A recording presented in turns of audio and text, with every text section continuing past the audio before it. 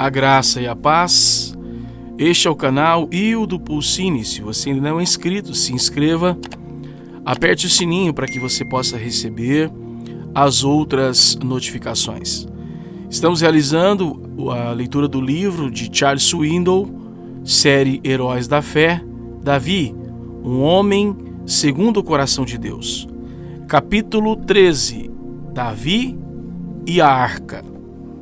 Quando Davi é mencionado, a maioria das pessoas faz imediatamente a seguinte associação: já sei, Davi e Golias. Ou pensarão em Davi como o homem que pecou com Batseba. Quando alguns ouvem o nome de Davi, logo lembram da ocasião em que Samuel ungiu o rei, quando ele não passava de um adolescente.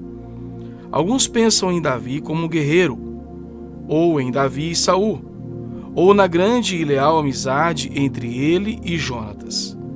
Na qualidade de pai, me inclino a pensar em Davi como um homem sofredor e quebrantado, derramando lágrimas ao saber da morte prematura do seu filho Absalão. Mas nenhuma dessas coisas é lembrado por Deus com relação ao seu rei fiel, sua escolha, seu homem ideal. Se quiser saber o que Deus lembra sobre Davi, terá de procurar no Novo Testamento, no livro de Atos, capítulo 13, o verso 22. O orador nessa passagem é Paulo. Ele está se dirigindo a um grupo de pessoas que conheciam a história dos judeus. Estava desenvolvendo uma mensagem que terminaria na pessoa de Cristo. Mas durante o processo, ele o fez lembrar de cenas do passado, contando como os israelitas pediram um rei e Deus lhe deu Saul. Então diz: e tendo tirado a este Saul, levantou-lhes o rei Davi, do qual também, dando testemunho, disse: achei a Davi, filho de Jessé, homem segundo o meu coração, que fará toda a minha vontade. Atos 13, 22. Que declaração! Ela não diz: achei Davi para ser grande guerreiro, ou achei Davi para ser um pastor fiel, ou achei Davi para ser um rei brilhante. Nenhuma dessas coisas. O trecho diz: achei a Davi para cuidar das coisas que cuido. Ele é um homem cujo coração bate em sincronia com o meu. Quando olho para a direita, ele também olha. Quando olho para a esquerda, Davi faz a mesma coisa. Quando digo: interesso-me por isso, Davi diz: eu também me interesso. É isso que significa ser um homem e uma pessoa segundo o coração de Deus. Alguns olham para a vida pensando: olhe, às vezes você vence, às vezes você perde. Você apenas vive o melhor que pode. Ninguém é perfeito. Outros declaram: se é isso que Deus diz, quero obedecê-lo. Os últimos são aqueles segundo o coração de Deus. Na família de Deus, há duas categorias de pessoas. As do primeiro grupo passam muito tempo no curral da deslealdade, muito tempo gemendo e se lamentando, e mais tarde se recuperando de incursões fora de seu plano e vontade. Mas as outras não caminham muito tempo antes de começar a examinar onde estão. Elas ficam atentas, voltam rapidamente para a estrada certa, porque querem ser segundo o seu coração. Para essas pessoas, nada é insignificante em sua relação com Deus. Os que vivem a maior parte da vida na segunda categoria são raros. Não há muita gente cujos corações anseiam por Deus, que obedeçam aos preceitos divinos e honrem os seus princípios. Davi era assim. Quando você está dirigindo pela estrada e vê o sinal, limite de velocidade 40 km por hora, isso é um preceito. Significa 40 km por hora. Quer às 3 da manhã ou da tarde, quer a estrada esteja vazia ou seja a hora de rush. O limite é claramente 40 km por hora. É uma regra que não pode ser ignorada. Se a placa disser, dirija com cuidado, isso é um princípio. Significa um limite de velocidade no trânsito pesado de uma via principal e outra coisa muito diferente numa estrada deserta. Você dirige com cuidado e de uma certa maneira em meio ao trânsito e dirige com cuidado e de outra forma completamente diversa numa estrada deserta. Isso é um princípio. Precisa ser aplicado com sabedoria. Quando se trata da vida espiritual, os que anseiam por Deus em seus corações se importam tanto com os princípios quanto com os preceitos. Quando encontram um preceito, claro dizem, ao examinar a minha vida, vejo que ela não está de acordo com este preceito. Preciso corrigi-la e adequá-la, e fazem isso. Foi também o que Davi fez, conforme 2 Samuel capítulo 6. Um exemplo clássico mostrando porque ele era um homem segundo o coração de Deus. A preocupação de Davi, a arca. O local é Jerusalém e, como você já sabe a esta altura, Davi é rei. De fato, ele é o novo rei. Saul está morto, mas os resultados da sua vida ainda ecoam em toda a nação. Na última parte do seu reinado de 40 anos, Saul fez concessões e se envolveu em toda sorte de coisas além do seu cargo. Mais do que tudo, ao contrário de Davi, ele negligenciou as coisas de Deus. A arca. Alguns detalhes valiosos. Nos dias de Davi, o centro da adoração não era o crente, mas o tabernáculo. Durante o reinado fraco e negligente de Saul, a importância do tabernáculo praticamente desapareceu. Uma peça de mobília santa havia sido separada do resto do tabernáculo nesse período de tempo.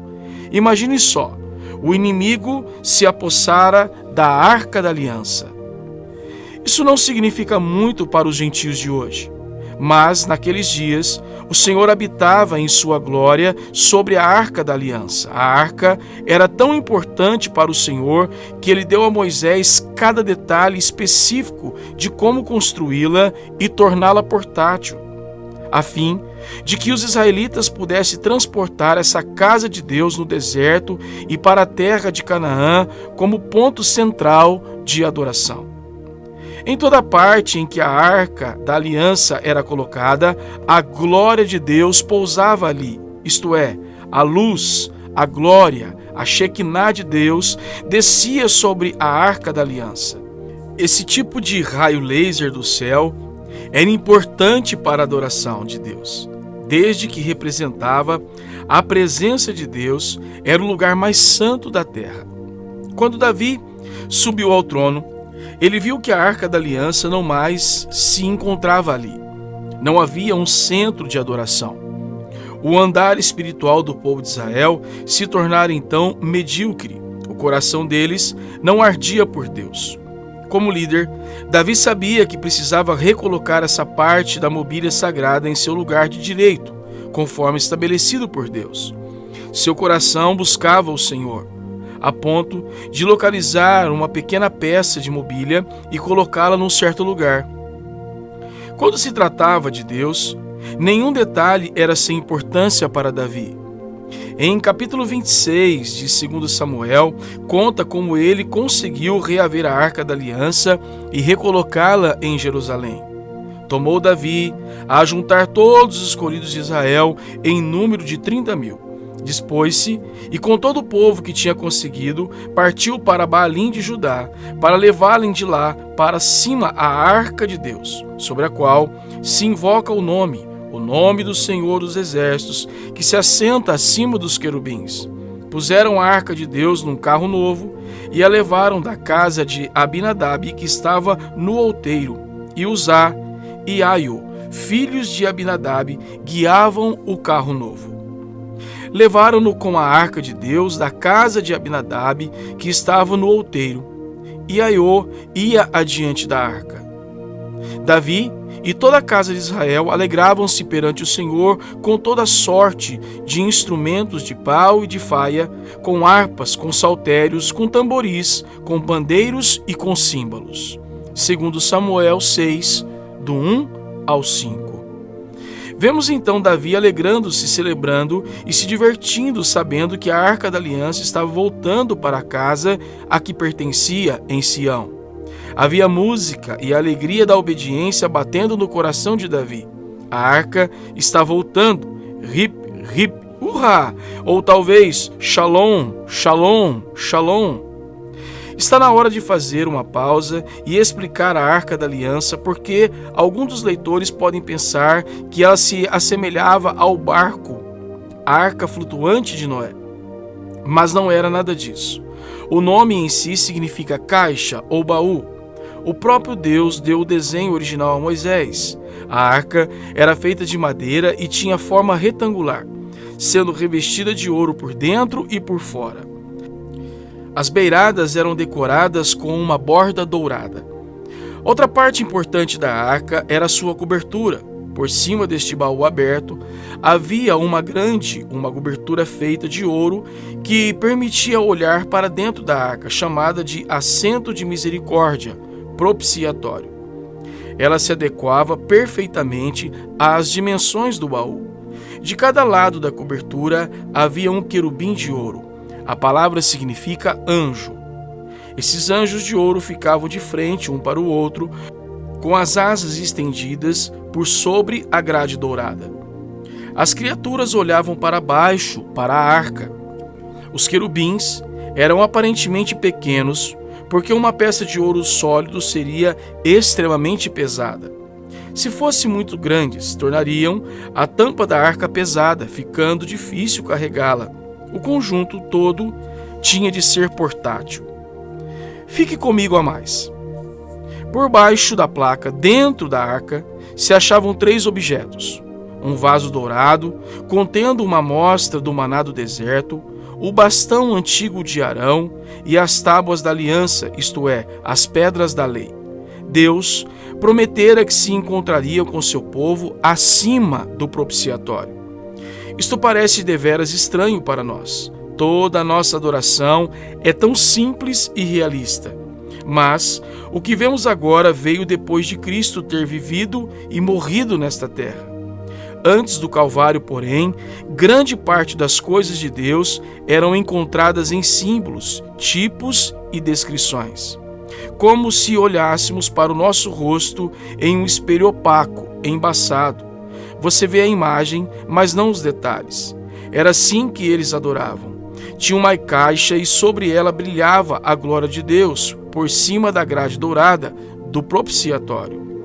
Esta peça da mobília era absolutamente santa, separada para Deus. O Senhor tinha tomado cuidado com as suas instruções, que ele até lhes disse como a arca deveria ser carregada.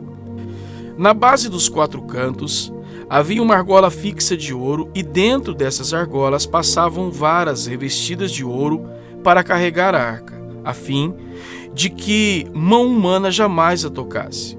Deus declarou claramente que o manuseio da mobília do tabernáculo só devia ser feito por levitas e as varas apoiadas em seus ombros. Todos os aspectos da adoração eram importantes para Deus, até a maneira de a arca ser transportada de um lugar para outro. Foi aí que Davi teve problemas. Vejam bem, Davi era pragmático, era o rei, era quem tomava as decisões. Ele sabia que, para adorar a Deus, o povo precisaria da Arca da Aliança. Para que a arca pudesse ser trazida da casa de Abinadab, o meio mais rápido seria um carro.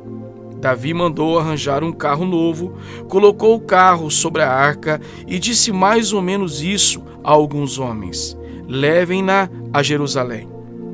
Eles a estavam levando para lá com os 2 filhos de Abinadab, Uzá e Aiú, dirigindo o carro quando aconteceu algo terrível. Quando chegaram à eira de Nacon, estendeu Uzá a mão à arca de Deus e a segurou, porque os bois tropeçaram.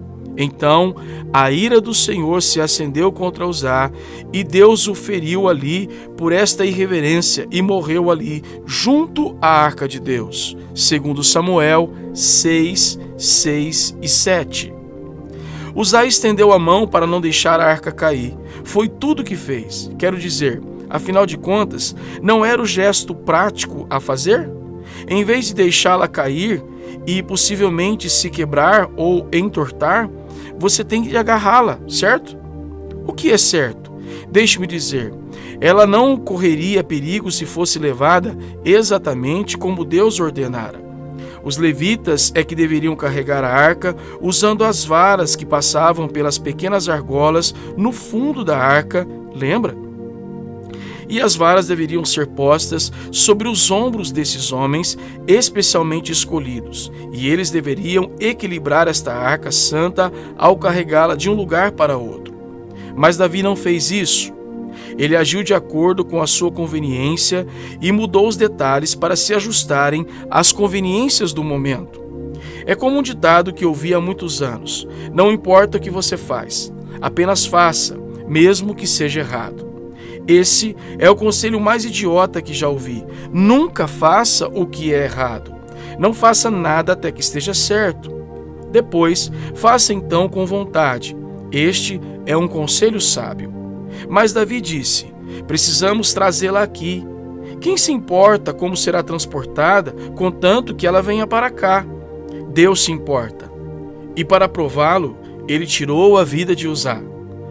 Vemos então Davi de pé junto a um cadáver, e ele fica zangado. Desgostou-se Davi, porque o Senhor irrompeu contra Uzá. 2 Samuel 6:8. Espere um pouco. Pusemos o carro diante dos bois. Dizemos que Davi ficou zangado com o Senhor, quando de fato o Senhor ficou zangado com Davi. Você pode estar refletindo agora: pensei que você tivesse dito que ele era um homem segundo o coração de Deus. Eu disse. Ou na verdade, Deus disse. Isso significa que ele é perfeito? Não. Amar a Deus não significa que você é perfeito, mas que é sensível. Significa que todo detalhe é importante. Quando percebe que está errado, admite isso e procura corrigir-se. Temeu Davi ao Senhor naquele dia e disse: como virá a mim a arca do Senhor? 2 Samuel 6:9. O problema era que Davi não fizera a sua lição de casa.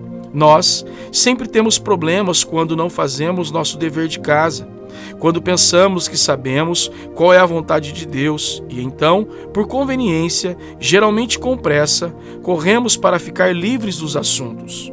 O Senhor nos diz então: olhe, escrevi uma porção de coisas em meu livro sobre essa decisão que você acabou de tomar e quero que se aconselhe comigo. É por isso que não está dando certo. Se quiser ser segundo o meu coração, deve examinar a minha palavra e encontrará um preceito ou um princípio a ser obedecido. Quando fizer isso, eu lhe darei incrível alegria. Caso contrário, não terá sossego na vida. De fato, no caso de Davi, o Senhor disse: vou até ceifar algumas vidas. Séculos mais tarde, Ananias e Zafira fizeram praticamente a mesma coisa. Eles tomaram liberdade com o Senhor e não o levaram a sério. Vemos Uzá da mesma forma, levado da terra por ter tocado um artigo de mobília santíssimo que não devia ser tocado, especialmente por um não levita. Quem se incomoda com os levitas? Deus se incomoda. Quem se preocupa com as pequenas argolas e as varinhas que passam através dela? Deus se preocupa. Se não se importasse, não daria nada a respeito delas e nem falaria alguma coisa. Mas porque ele se importa, nós também devemos nos importar-nos. Este é o ponto aqui. Quando começamos a cuidar das coisas que Deus cuida, nos tornamos pessoas segundo o seu coração. E só então começamos a ter a verdadeira liberdade e felicidade. Davi estava então com medo. Não quis Davi retirar para junto de si a arca do Senhor para a cidade de Davi. 2 Samuel 6:10. Na sua última tentativa, um homem perdeu a vida. Davi disse, portanto: deixem a arca. E eles a colocaram na casa de um homem chamado Obed-edom. 3 meses se passaram. A arca não está em Jerusalém. E com os nervos tensos, Davi pensa no que pode estar acontecendo. Quero a arca do Senhor aqui. E Obed-edom está de posse dela. O que há de errado? Obed-edom está sendo beneficiado, está recebendo todas as bênçãos. Então, Avisaram a Davi dizendo: o Senhor abençoou a casa de Obed-edom e tudo quanto tem, por amor da arca de Deus. Foi, pois, Davi, e com alegria fez subir a arca de Deus da casa de Obed-edom à cidade de Davi. Segundo Samuel 6,12. Espere um pouco. Eu achava que o texto dizia que ele não a tocou, mas aqui diz que ele a levou morro acima, porque alguns versículos antes ele não queria tocá-la e pouco depois está dizendo: tragam-na. Vou mostrar-lhe numa passagem paralela em 1 Crônicas capítulo 15. Vemos o que aconteceu por trás da cortina. Quando dei com isto em meu estudo, foi um daqueles momentos em que gritei: glória! No geral, isto faz minha secretária pular, mas não tem importância. Davi preparou um lugar para a arca de Deus e lhe armou uma tenda. Então disse Davi: ninguém pode levar a arca de Deus senão os levitas, porque o Senhor os elegeu para levarem a arca de Deus e os servirem para sempre. Davi reuniu a todo Israel em Jerusalém para fazerem subir a arca do Senhor ao seu lugar que lhe tinha preparado. Reuniu Davi os filhos de Arão e os levitas. Chamou Davi os sacerdotes Zadoque e Abiatar e os levitas e lhe disse: vós sois os cabeças das famílias dos levitas. Santificai-vos, vós e vossos irmãos, para que façais subir a arca do Senhor, Deus de Israel, ao lugar que lhe preparei. Pois visto que não a levastes na primeira vez, o Senhor nosso Deus irrompeu contra nós, porque então não o buscamos, segundo nos for ordenado. 1 Crônicas, capítulo 15, verso 1 ao 13. O que aconteceu? Um dos conselheiros de Davi, sem dúvida, ou o próprio Senhor, veio a Davi e disse: você sabe que a lei declara especificamente que a arca ou qualquer mobília deve ser transportada de uma maneira específica e por um certo grupo de pessoas. E Davi, que sempre buscava ardentemente a Deus, respondeu: é mesmo, eu não sabia disso. É assim? Davi, tem de ser feito do jeito de Deus. E qual é o jeito dele? Você tem de colocar as varas naquelas argolas e apoiar as varas nos ombros. Tem de deixar os levitas carregarem a arca. Se fizer isso, Davi, tudo dará certo. Por ser um homem segundo o coração de Deus, Davi entendeu: ele não buscou o Senhor antes. Correra para fazer o trabalho sem pensar e por isso teve problemas. Olhe, Davi, o Senhor fez isso porque não o buscamos antes. Qual a importância? A mensagem das varas e das argolas. A mensagem é a nossa vida. São os detalhes, as varas e as argolas, que nos deixam malucos nas coisas e na nossa vida carnal.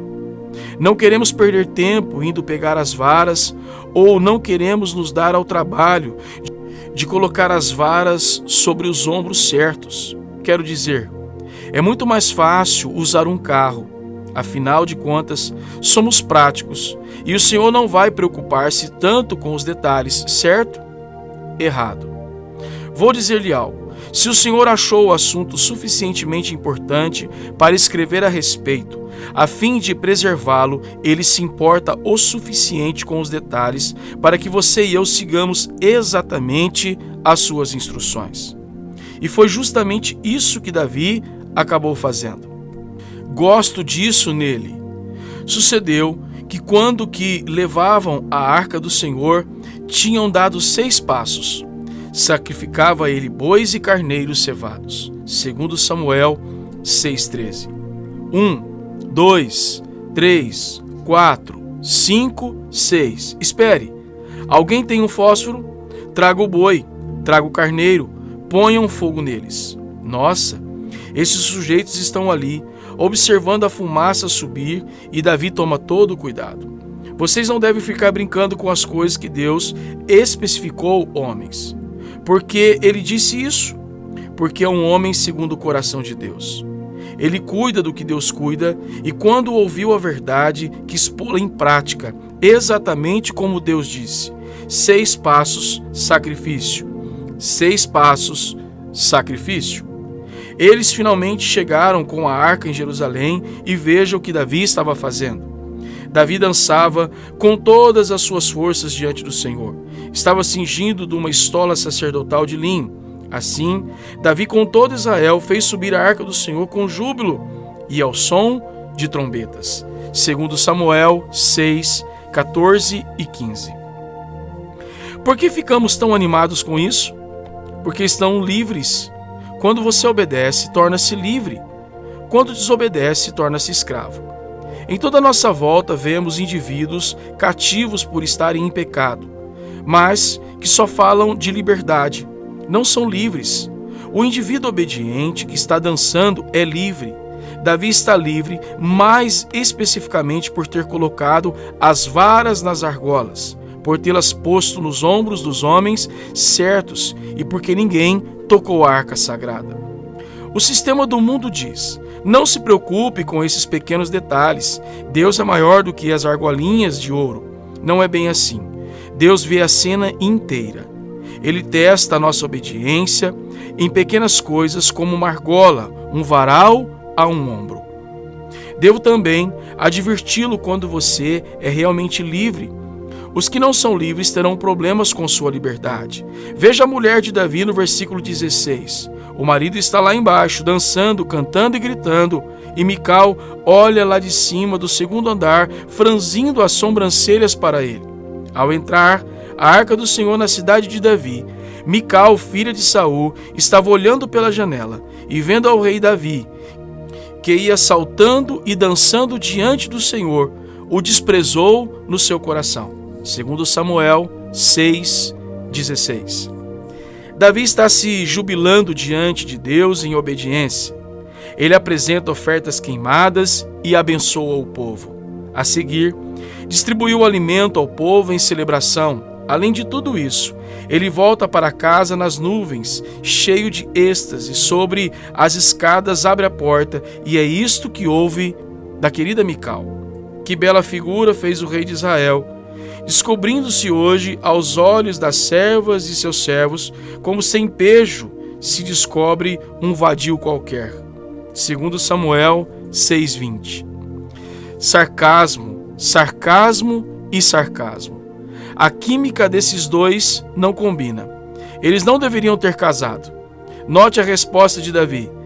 Ele se recusa a aceitar que ela leve a melhor, então disse a Mical: perante o Senhor que me escolheu a mim antes do que a teu pai e a toda a sua casa, mandamos que fosse chefe sobre o povo do Senhor, sobre Israel.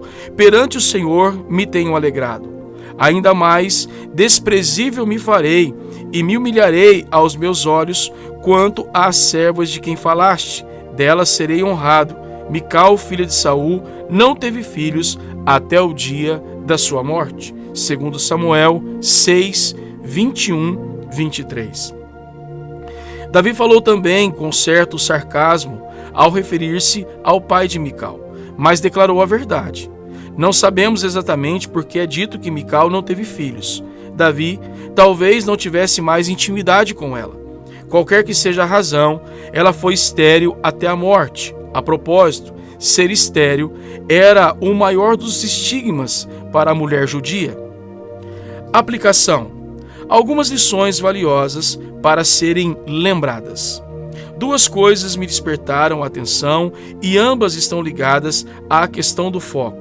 Uma é horizontal, a outra vertical. Os olhos de Davi estavam no Senhor, os de Mical nas outras pessoas. Quando esses dois opostos se misturam, a explosão é certa. Primeiro, quanto melhor você souber qual a sua posição com o Senhor, mais livre pode ser. Quando você faz a lição de casa, descobre onde está com o Senhor e segue o seu plano, fica então livre. Quero dizer, realmente livre. Muitos não vão compreender, é claro. Para alguns você será considerado detestável. Não será compreendido, como aconteceu com a mulher de Davi. Mas você não irá importar-se muito com a opinião pública, vai se importar com a opinião do Senhor. Não existe liberdade como a dada por Ele. Numa palavra, é graça. Segundo, quanto mais livre você se sentir diante do Senhor, tanto mais confiante se tornará. Quando a pessoa sabe onde se encontra, isto é verdadeira segurança. Alguns de vocês talvez estejam presos num andar carnal e pensando: veja, esta é a verdadeira liberdade. Esqueça, você não está livre. Está sob a pior espécie de escravidão. Os outros podem estar pensando: se fiquei tão detalhista nesse negócio de vida cristã, devo estar me diplomando em insignificância. É possível, mas se é importante para Deus, deve ser importante para você.